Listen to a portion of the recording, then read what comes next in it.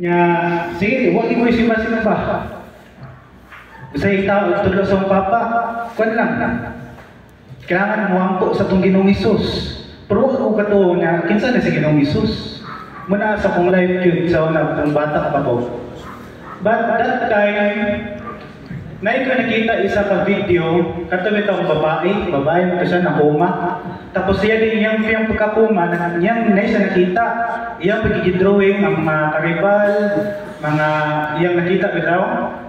Na po siya drawing sa itong Ginoong Jesucristo, o ba niya mga angels. So dito na tayo, ito ko nga, sa kong life sa pagkabata, seeking of the truth, na po, gabangita na po sa say, tinuod yun.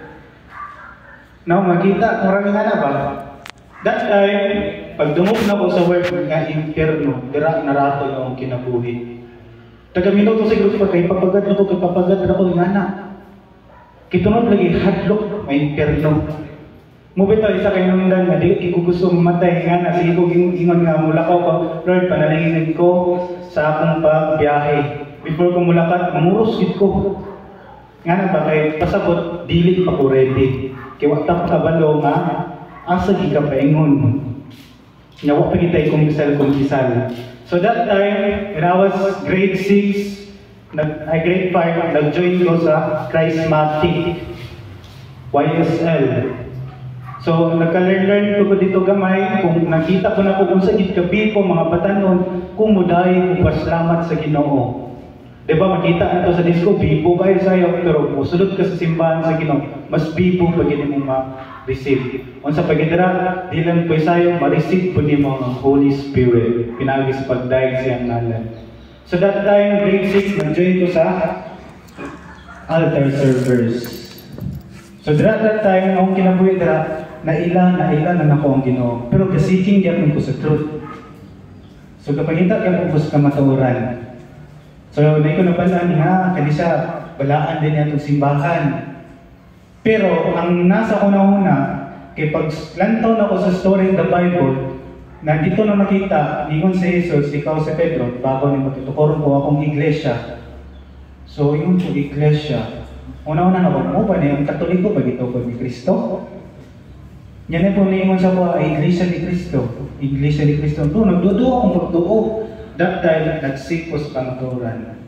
Nagsik ko sa maturan yun. At ang first year college ko, dito sa senior, second year nung tako, wala ko pa retention. Is doon lagi sa high grade nga retention sa accountancy. So, wag ko kapasar. Muna nang pasalamat ikog ayaw sa Ginoo kay siyang ihatag na instrumento kaya ko gigi. Isa gini-invite sa kuha na mo join sa seminar sa CFT. O isa po kay nun, pagpasalamat po ko kay Father Darwin kay tungod siyang debate na mahayagan ng una-una. Simbahan Katoliko kita gitukod ni Kristo. Pinagil. Dili ito siyang pinagilan siyang baba, naay pagit siya diferensya. Ano? Doon na tayo. Munto na tayo magpasalamat, di ko ngayo. Kay, nabilong ko sa pagka-CFT, no? So nakita na ko sa inyo, dari karon sa akong future, magpabiling ko nga CFT o isa ka Katoliko kung may daran na ko. Muna mahingon ko, praise the Lord, kay Lord, kay mo, di ko mo kipasatan. Mabito, magampa ko, Lord, give me the truth. Pero yung ipakita sa pinagis sa to, pagka-instrumento. So that time, pagpaman sa seminar, pag iunog sa kwadya safety na ko, challenges na po din sa Ginoo, daghan na rin mga sulpot niya, tubang na po. Nga na ba? Pero di na po sa pandawad ko, hindi tubang na po sa Ginoo, pero na yung gusto pa sila ha, na di na ginaladawaton. Mugin na lang sa kitingin na nadawaton. Muna, pasadaan na lang na sila, kinakita mo na ako, kung mo patol lagi ko, makita na akong pride, didig papildi. Makita ko na ko silang pagka-pride, kita na lagi mag-focus sila na. So, pasada na lang po na ako. So, muna to, akong sa akong pass, nagpasalamat ko kay Katoliko ko, pasalamat ko sa mga speakers, so sa inyo kong i-welcome, nga makaingon ko nga, di na ko patanon, adult ako. Pero, ang nakita ko sa itong grupo, wala yung adult. Kitang tanan ng mga batanon, kaysa kay tungod, we are children of God. Hindi dapat we are the soldiers of God. Amen? Amen. So, amen kayo. So, first, we have the 7 sacraments. First, sa atong 7 sacraments, baptism. So, okay. Baptism. Related po niya siya sa kay lagi. Ako guys, dili po mo kan po ba gamay ra kay mahatag na teksto pero ang doktrina man nato kay man letra per letra, di ba? Sa ako lang is maghatag ako gamay teksto, born again. John 3:3, you cannot enter the kingdom of God if you're not born again. So may pasabot lugar ana. Mubalhin pa ta sa lain sinta nga born again para tuloy gyud maka-enter ta sa gingiren sa Ginoo. So nga no? Ang pasabot dito mo nakabalo, pasabot dahil sa born again is baptism. Bunyagan ta, tarang matao tag-usap mo na gitawag ta Kristiyano. Diba? Ngano imong supak pwede sa uban, ngano bunyagan mga bata, wa man ay sala. Gignan ako pag sure yawe. Kung wala sala ang bata, ngano naman sila private parts. Diba? Imagine balik na kay Adan o kay Eva. Sila Adan walay sala, si Eva may sala kay tungod.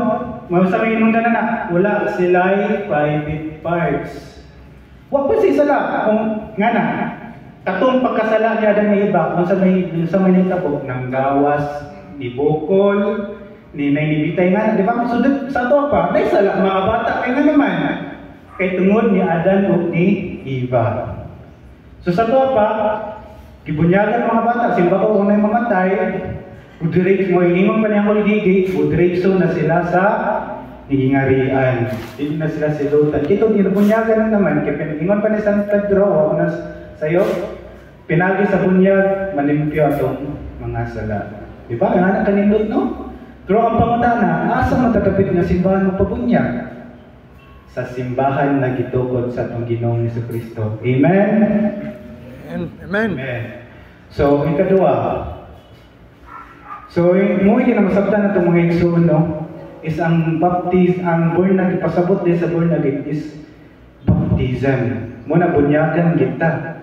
Muna manguros ta, kay nga naman, gibunyagan ta sa ngalan samahan sa anak o sa Espiritu Santo. Muna mabasa na ito ganina sa Mateo 28:19. Panglako ka mo sa tibok kalibutan, o bunyagi sila sa ngalan samahan sa anak o sa Espiritu Santo. Diba? Ang issue pugid karon is para sa mga lain sita ang bata dili tao. So unsa lugar ng bata? Nya na pag-ingon sa uban, nya kanang kapilosopo ko asahay nato, nya ginan ko sila, dobe brad ang baboy. Ang dobe ang bakting dili ko na baboy sa to pa pwede na makaon na bakting. Pwede na. Pwede kayo, pwede mo kangao. Di pa madam ng baboy, may ana ba? Na-realize ko na po, katulad sa mga lahi-lahi tinuan, nagkasanuwalag ang mga tao. Nga na bitaw. So sa to pa, kitang tanang bunyagan ta, para naman dira na din musulod atong Christian life. Atong pagka-Kristiyano. Amen? Amen. Second, we have the confessal, or ang sabi na sa English na confession. Diba? Nga nang mumpisal mata sa pare. So, pak sa lain ng tinuan, nga nang mumpisal mata sa pare, nag-pray naman direct to God. Ako po sa kikiluso ko, Lobby Brad, ang 10%, direct to God, sa lugar.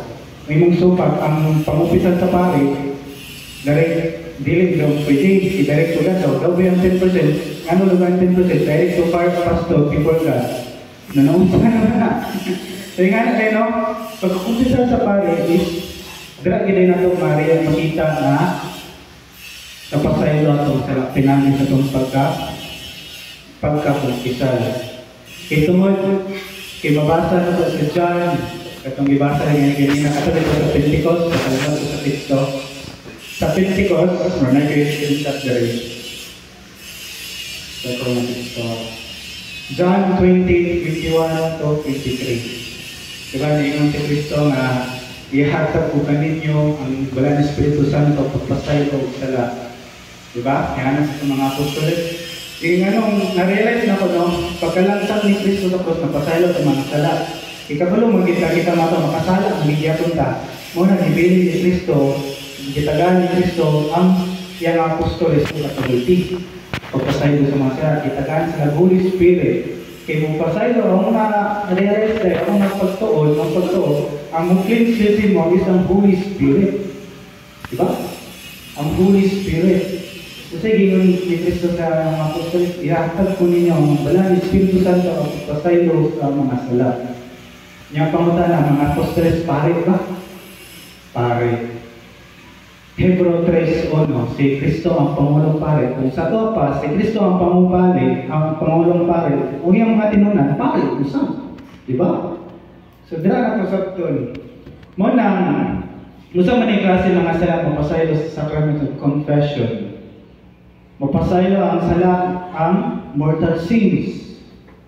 Mabitaw nga, nakakulong, may pwede na yung mga santos, ito sa pagkasaylo, diba? Even yung sins, so kung saan sila mapasaylo. But sa akong experience na mga umpisal ko is mangulpa. Sama rin mo confess kasi mong crush, mangulpa, magigna, di ba? Mangulpa, kaya nga naman, guilty. Guilty ko, nga naulaw. Muna akong ma-feel sa akong pagkabata ng grabe ko pagkasasala. Nga na. So, gara na time, no? Ako mag-word, hilig ko lang tayo mga exorcism, mga video. Kidragin ako mahimon nga, unsa gid ka, miracle gid ang Sacrament of Confession. Kaya nga naman, because of the Sacrament of Confession, sa unsaon mo tintal sa yawa, hindi na gid niya makita kay tulad na-cleanse of napasaylo naman ka sa atong Ginoo. Pinagi siyang Holy Spirit na ipadala ka sa mga apostoles, di ba? So, dala kita, makaingon ko tinuod yun ang mag-umpisal sa pare. Kinakadamog ko ito ang pare is the messenger of God. Di ba? So ako umoto, pagsabot na ako, kung sa table, this is the sign of fine. Kaya kabalo mo ito, pagkabata na ito, ganyagan ta, pasaylo ito mga sala. Kaya kabalo mo ito, pagdakot na ito, makasala ng gita. Muna nagbilin si Kristo, sacrament na confession. Next, we have the sunod sa itong kaino, sa pampisal, we have the Eucharistic. Nganong before ito mga lawat, nganong wag itong itang pampisal, before ito magpusip sa Eucharistic. Nga naman, sa Holy Eucharistic, dara na ito makita ang presence sa itong Ginoong Jesucristo. Dara po na ito makita ang sacrifice. Diba, kaya itong pag-worship sa Ginoo kay David sacrifice. Amen? Magluhod na pinaka-oras sa misa kay tulad sa itong pagkasakripisyo. Dire sa Santos na misa, the Liturgy of the Eucharistic, dire na itong makita ang kanang presensya sa itong Ginoong Jesucristo. Diba? Pagpika sa pan. Muna sa Last Supper. Kaya yung sa maging ni Kristo, sa ito adapit na mabasa sa ito na ito ang sakramento sa pan naman ito sa Luke. Kalimot ko sa verse, pwede mo hilig mag-memorize ko sa verse ko. Ako lang is mabasa, masabtan na kay nga lang. Kaya kung muingon mo kong litra mo rin ang kuglayin tinuhan, di ba? So, ako masabot ito, di ba, kabantay mo itong dala sa itong gospel, maguro ito dito. Buhatan ini ang paghandong sa topa, ang mga pare, lagyan nakabuhat mo na. Dira na ito, makita na ito sa mga pare, ang presensya sa itong Ginoo, di ba? Dira na ito, makita ang presensya sa itong Ginoo. Kaya imagine, ingon ni Sugod ni Kristo, buhatan ka ni ang paghandong sa nato. Di ba? Munang before ta mo mga lawat mong umpisal kita kay para may muta balaan. Kay dira na to ma-receive sa Ginoong Jesucristo kay nga naman dili na po gusto sa tong Ginoo nga uyang word try ang atong ma-receive kun dili puyo siya sa tong lawat. Di ba? Mo bitong ingon pa ni Saint Jerome nagaminaw ko siya kaya Role, hindi ko makalawat sa lawat sa Kristo, isod, hindi ko kasi sinira sa langit, di ba? So next, we have the reconciliation, or sa ito pa, kumpirma. Dire na kita sa pagsabot sa confirma. Muna siya, you are confirmed. Yan naman, by stage mo din siya itong pagsabot, diba? Ibigyan ka sa pare, ano sa confirma is, pero pagsabot na ba is, you are confirmed na katoliko na git ka. Ngayon akong pagsabot ha, si Bishop na mo confirma siya mga. Ngayon, dira sa pag-confirma na to, na-receive na po na to ang Holy Spirit. Matod pa ni John 20:22. Receive the Holy Ghost or the Holy Spirit. Na-receive na po na to. Pinagi sa sacrament of confirmation. Next, anointing of the sick. Nga sa pare, nakita mo pa anointing of the sick. Mubito, makita na to sa mga kaitso na dila sa bagpan, no? Nga nung mga ito pamantag, mananamba, nananamatay pare. Di ba? Nga nung sa pare, makita magpanointing, nga nung sa pare, makita magpabunyag, nga nung sa pare, makita magkumpusan, nga naman, gisaligan ni sa itong Ginoong Jesucristo ang mga pare. No? Pero sa anointing of the sick, ang pagsabot ni kung may kay sakit, sama gingon ni Father Pippen, dili ra pud sa kapit na kamamatay magpanoy ka, ang dili samtang buhit pa nga naman. Wa ta kabalo may kay sakit sa pride, sa panadara, nga greedy, sa 7 deadly sins. Mo pa na sakit sa tong spiritual, nga wa ta kabalo. Pura na tang mabalan nga ma-realize nato mo na mapanoy din kita. Diba? Tigiba ti Father Pippen katong nagsimula ka mo to. Muna mapanoy din ka, dawa ka kabalo sa itong sakit. Nakakaya ka pa makabalo sa itong sakit, ito physical, pero wak ka kabalo ito spiritual. Nawak tayo kabalo nga, nito tayo sakit nga, pride, greed, laziness, may nga na. No? Muna mapanoy din, di kaya po ta, samtang buwit po ta. Kaya nga naman, di na ito makita itong sakit through physical. Makita na ito physical, mabati man na ito. Pero sa itong spiritual, walang takabalo. Kung nabatay sakit na yung anak, manaon na ito ron. Next, we have the marriage or kasal. Amang ito pwede magpakasal. Pero sa Katoliko ba? SDA ba? Sa laing inuhan ba? Butang na ito sa kalahinan sa laing kasimbahan kaysa sa atong Katolika. Kung sa laing sinuhan ka magpakasal, mata sa gobyerno sa mga tao, kasal mo. Pero sa Ginoo, mata sa Ginoo, dili mo kasal. Kinsa man naghatag og authority sa pastor na mo kasal nimo. Di ba? Kinsa man naghatag og authority. Mo nang una-una na to, lantaw sa kalibutan, sa gobyerno, dili sa kalibutan, kasal mo. Pero sa mata sa Ginoo, dili mo kasal. Di ba? Kaya sa unang mga sa high school ko, gisudlan ako sa balista. Kailangan dito is, bunyag, kasal, o anak lang. Mura na ilaha. Nga kusog sila ngayon nga wala na yung makaluwas. Pag sure mo nga magpanano, mag-recruit ng usin yung reliyon, hindi na rin ang makaluwas. And before ko magpan sa marriage, no, balik sa sala. Ang sama itong sala na dili mapasaylo. Matod pa sa Mateo 12:32, ako na sitga. Ang sama sala sa kalibutan, sa sama sa ngisi katao, pero sala sa Espiritu Santo, dili yun ang mapasaylo. Isa kung saan pa natin mo kumpisar niya ay kisala sa Espiritu Santo, dili yun ang mapasaylo. Kaya nga naman, o sa may klase sala sa Espiritu Santo, kung mubiyak ka sa simbahan, sa gitukod sa itong Ginoo. Kaya nga naman, itong simbahan nagsugod sa Pentecost niya, di kayo pagin sa Holy Spirit. Diba? Yung kusog kami nun, away, reliyon, makaluwas, sa ito pa, insulto ni mo ang simbahan sa Panginoong Isos. Insulto na, sinunod lang. Nga na pa yung Holy Scripture. Nga din ka mo ito, guide ka pa ng Holy Spirit. Pero pagbasa ka nato sa Biblia, mo na itong guide, kagahatag guidance sa itong kinabuhi. Diba? Naghatag sa guide ko, dili na ito gamitin pangdaog sa isig katao, hindi rin panghatag sa kamaturan. Diba? So, balik na sa marriage. Diba? Usay kalinan sa 1901 kung Dara sa lain kinuan, so unsa pa nang simbahan dara, mata sa mga tao sa gobyerno, kasal mo, pero mata sa Ginoo dili mo kasal. Diri ta sa itong simbahan sa itong Ginoo. Mata sa mga tao diri sa Katoliko, kasal mo o kapil sa Ginoo. Kaya nga naman, sa itong pagkasal, gikuanan gyapon ta sa Holy Spirit. Diba? Holy Spirit gyapon ang kan sa inyo ha. Sakramento sa kasal.